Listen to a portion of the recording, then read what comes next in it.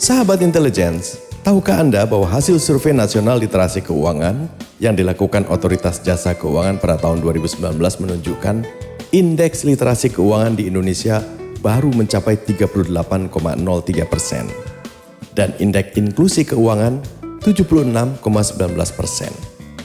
Itu artinya belum seluruh masyarakat paham dan berinteraksi dengan sektor keuangan.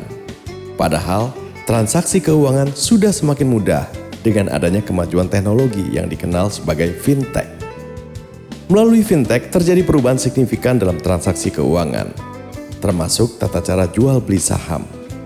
Jual beli saham yang dulu dilakukan secara manual melalui telepon atau datang langsung ke galeri broker saham, sekarang ini sudah bisa dilakukan secara online melalui komputer, desktop, laptop, dan telepon genggam. Artinya, bertransaksi atau berinvestasi bisa dilakukan dengan sangat mudah. Oleh karena itu, dalam era fintech ini merupakan saat yang tepat bagi sahabat intelligence untuk memulai investasi saham dengan memanfaatkan aplikasi jual beli saham online.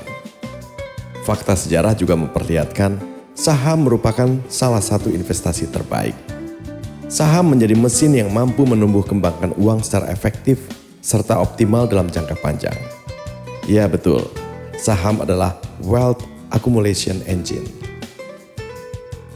Perkembangan harga saham bisa dilihat dari pergerakan indeks harga saham gabungan atau IHSG yang sering diinformasikan melalui media-media cetak, radio maupun media elektronik lainnya.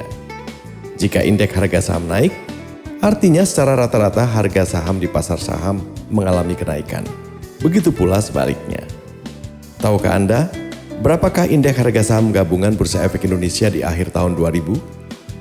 IHSG di akhir penutupan tahun 2000 adalah 416. Sementara IHSG di akhir tahun 2019 adalah 5.295. Itu artinya harga-harga saham sudah naik 1.172% atau lebih dari 11 kali lipat dalam kurun waktu lebih kurang 20 tahun. Dan kalau dirata-ratakan pertumbuhan per tahunnya akan memperlihatkan tingkat keuntungan 13,5% per tahun. Luar biasa bukan? Coba bayangkan investasi apa yang menghasilkan tingkat keuntungan setinggi itu. Malah dalam realitasnya, ada juga saham yang tingkat keuntungan rata-rata per tahunnya mencapai 35%. Belum lagi pendapatan yang diperoleh dari pembagian dividen atau bagian laba perusahaan yang dibagikan langsung kepada investor.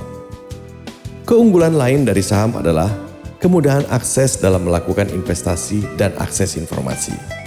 Selain itu, juga sangat liquid jika dibandingkan dengan investasi lainnya. Kapan saja saham bisa diperjualbelikan melalui broker atau perusahaan sekuritas. Meskipun demikian, dalam investasi saham juga pasti ada risiko. Sebagaimana prinsip high risk, high return. Oleh karena itu, membeli saham haruslah berdasarkan analisa, bukan spekulasi. Harga saham memang naik turun berfluktuasi, baik karena perubahan fundamental perusahaan maupun karena persepsi.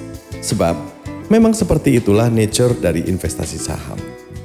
Simpulannya, sebelum melakukan investasi saham, ada baiknya pahami dulu apa itu saham dengan segala aspeknya, agar dapat meraih keuntungan serta terhindar dari risiko yang besar. Lakukan analisa per saham secara sungguh-sungguh dan benar. Selamat mencoba.